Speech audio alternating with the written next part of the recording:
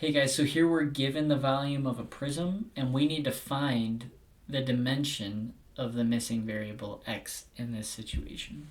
So we know that the prism is already 68.04 inches squared. We just need to find this. If we remember from the volume of prisms, it's the volume of the area of the base times the height. If you have no idea what I mean right here, I'm going to go ahead and put a video up in the top right corner. Go ahead and check that out.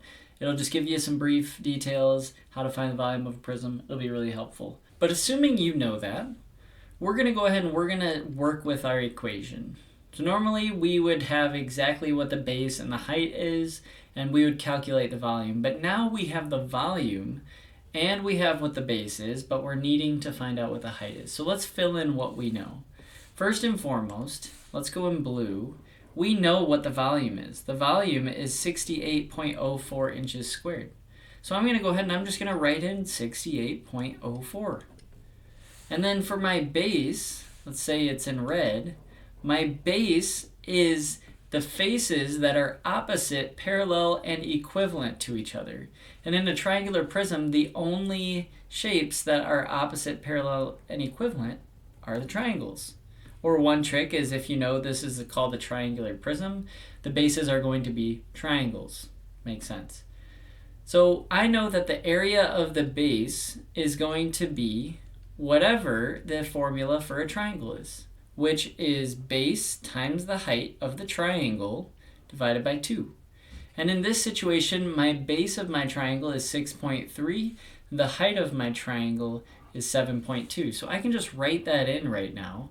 And I can say 7.2 times 6.3 divided by 2.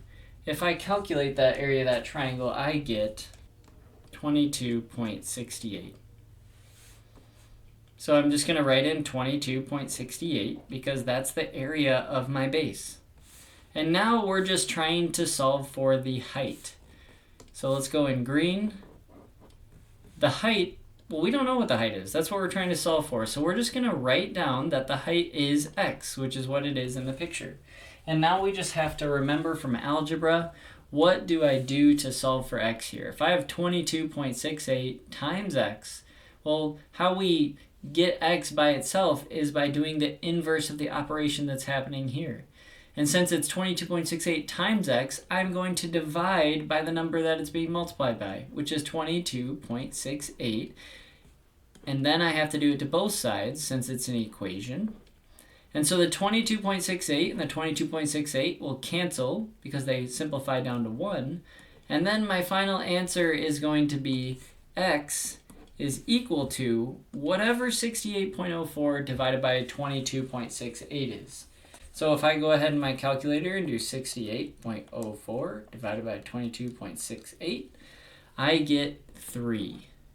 And so x is equal to 3. So 3 inches is my height of my prism.